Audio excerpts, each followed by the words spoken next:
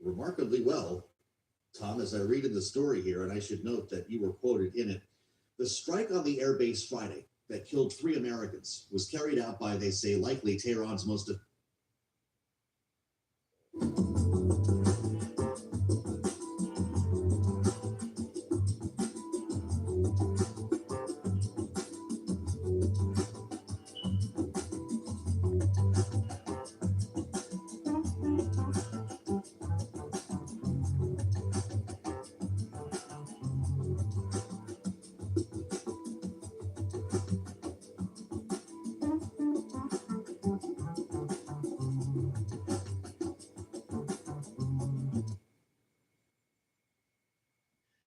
It's designed to be able to move things around and have the aspect of deception in terms of making it harder to figure out where an individual missile is at a given time. So it's when you bury things underground, you have the benefit of a passive defense to make it harder to be struck.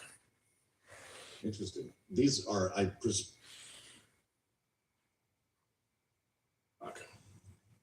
Interesting. These are, I presume, the sites that we're going back to hit now for a second or third time. When you hear the president talk about additional targets, how many of them have already?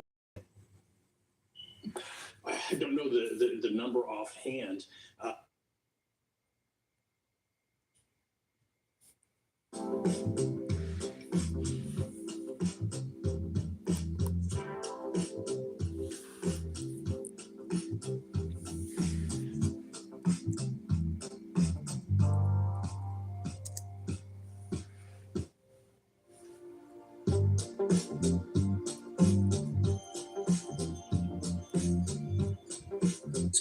Sue raised her estimates on the future size of her data center and computer businesses significantly. She tells me in a new interview, demand for all things AI is extremely strong. I'll have that convo for you in just a few minutes. It was a darn good one. But first, let's plow into the markets here in the opening roundtable. Stephanie Robinot, Chief Investment Officer, and Matt Maley, Miller Tabak Managing Director and Equity Analyst. Good to see you all. Now, I'm going to start with you because I haven't seen you in a while, dude. Welcome. You think the market has overreacted to some of these CapEx spending plans?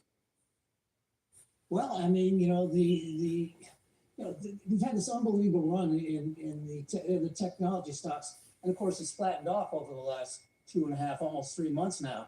This CapEx spending is a real issue. I mean, we've been hearing for 3 years that we're going to get this big return on investment soon. I mean, give it another 6 months. We were hearing in the summer of 2023, and we're still waiting for it. Things are starting to pick up. We saw that with Google this week, and the cloud revenues continue to outperform, which is nice.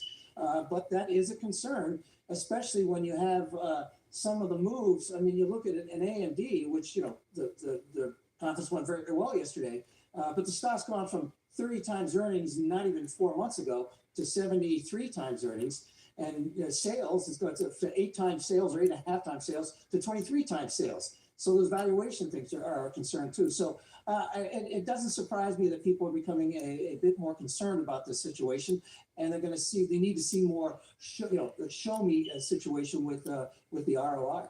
Stephanie, I want to put that same overreaction question to you. When I talked to Lisa Su, she told me demand for AI is extremely strong. I heard the same thing when I talked to MasterCard CEO this week as well. I heard the same thing when I talked to IBM CFO. They're seeing customers buy more servers and AI equipment. It's hurting their business, but nonetheless, they're seeing it. Is the market just overreacting? When do these CapEx investments get embraced by the street? I think it's going to take a while. I don't think that we should be waiting around for this year or even maybe 2027, because I do think that it's going to take a while for some of the bottlenecks to free. And when I mean by bottlenecks, I don't just mean, some of the physical bottlenecks that you have, but also just usage. Like, we are still at the really early stages of usage. So if we're seeing this kind of demand and building out for that, it's going to continue to go on. So we definitely, like in Robinhood Strategies, we've been underweight the Mag 7 for a while. Some of them are starting to look less expensive, but I still think an AMD is like a better buy, despite the fact that, as Matt pointed out, the valuations are higher. I think that just means that earnings are going to be higher in the future and the valuations won't look so expensive. Stephanie, what gets you to neutral or a little more optimistic on the Mag 7? Well, look at the Mag 7 not as a We will be block trading. anymore, but as an individual company. So, for me, pointed out the cloud business for Google is really good. And if that starts accelerating faster to make up for some other things, then, perhaps it starts being a place to invest. I think NVIDIA, if you add that, it's a very different company, right? And that's a place that I actually think like, I have certain price targets that I look at and I say, if it gets there or close to there, then I think it's a strong buy. So I think it's really like just looking at each individual company on its own rather than saying like, I'm buying the Mag 7. Matt, we're going to get more results next week from the hyperscalers, Amazon, Meta, you name it.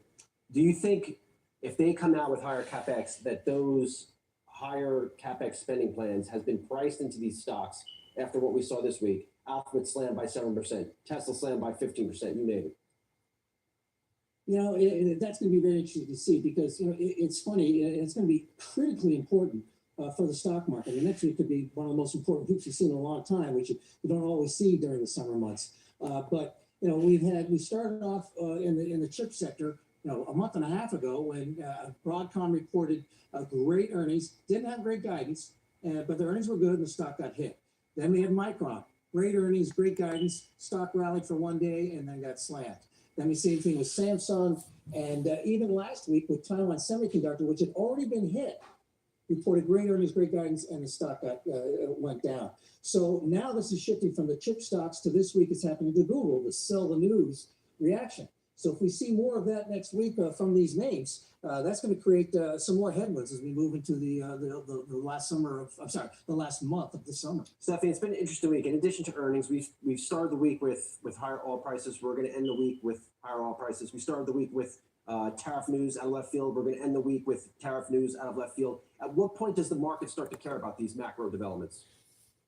I think they are starting to care about them. I think interest rates are certainly noticed. And I think that's a direct correlation between oil prices and interest rates because inflation expectations go up. And I was reading a bunch of things recently about how like insurance costs have gone up, just like owning home ownership besides the prices have gone up because the cost of things have gone up. So I do think the market cares about it. I just think that the market itself is so dominated by certain sectors that it matters a little less for. I think where you are seeing it in certain names is where you end up having like a name that has, really strong earnings potential, but it's further out in the future. I think that's where, the longer duration names where you can't actually expect, earnings to come through for their potential, even, further out, the thesis is further out. I think that's where you're seeing like interest rates impact. And of course, you're seeing energy stocks really strong this week. Matt, what breaks the market out of, I would call it this complacent mindset? Does oil have to close above $100 a barrel for a session? Does the company have to come out and warn that their margins are still under attack from various tariffs? I had a conversation earlier this week, Matt, with the CEO of Otis, one of the largest elevator manufacturers in this country. They said costs are going up significantly because of various commodity prices, but also, I believe, because of tariffs. They're taking price increases. And I imagine that's one industrial company that they're not alone. Others are doing this. Yeah, Brian, the thing is interesting. I think it will probably have to be something on the technology side because they're so highly weighted in the indices, the S&P 500 and the NASDAQ or the NDX 100. If they start to roll over, people start thinking, they've been hearing about bubbles for a year now. It's like, oh my gosh, if the indexes are going down, maybe I should rotate into cash a little bit. And that I think will probably be the likely issue. However, what you're saying about oil prices and long-term yields is a big concern because, as yields rise, we saw, I can remember back in 1987 when I was back with Salomon Brothers and nobody cared about it until they did. Well, these yields are now hitting new highs for the year. And at some point, you got to worry about this inflation issue. It's not just oil, though. Look at other commodity prices, food prices. I mean, the price of eggs aren't going up anymore, but look at wheat. You look at the wheat futures. They have taken off this year. So have corn futures, I should say. They've taken off over the last couple of months and are hitting new highs. They're above their May highs. And we're coming into this election season. People, oh, what's a gallon of gas cost? But they care even more about what their grocery bill is. And these things are starting to move up, prices of beef, et cetera. So it's not just oil that's causing oil prices. Not just oil, interest rates to rise. It's other issues as well, and we need to be careful of that as we move into for the last 3 or 4 months leading into the election. Stephanie, a lot of these negatives are starting to pile up. I mean, the market might be ignoring it, but they are in fact piling up. Where are you overweight or a little more optimistic right now? We have weightings in material stocks because they do get impacted by higher oil prices, but they also should benefit from higher commodity prices, and they just look cheap to us. We have and you're kind of seeing it, like Cleveland Cliff had a good day yesterday. We have allocations to industrial names. I know GEV was hit the other day in their earnings by higher costs. Their margins were under pressure, so that's not a name that we're necessarily invested in now, but we do like some other ones like CSX, which is a railroad stock that's benefiting from this. We have tech. We do have tech, but we took some money off the table in June, and we're starting to look for opportunistic ways to add back in the pullback that we had. But we're being really selective about it. What we don't invest in right now is most financials. The only place we have a kind of exposure is in Visa, because we like the stable coin story. Big thanks always to both of you. Stephanie, always good to see you. Matt, it's been a while. Don't be a stranger. Good to see you. Thank you. All right, it's been a huge week for AMD. I sit down with AMD Chair and CEO Dr. Lisa Su to see what's next. The surging NVIDIA rival.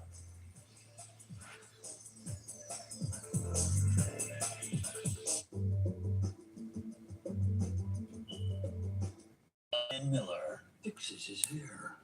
Doesn't know why he picked such an ugly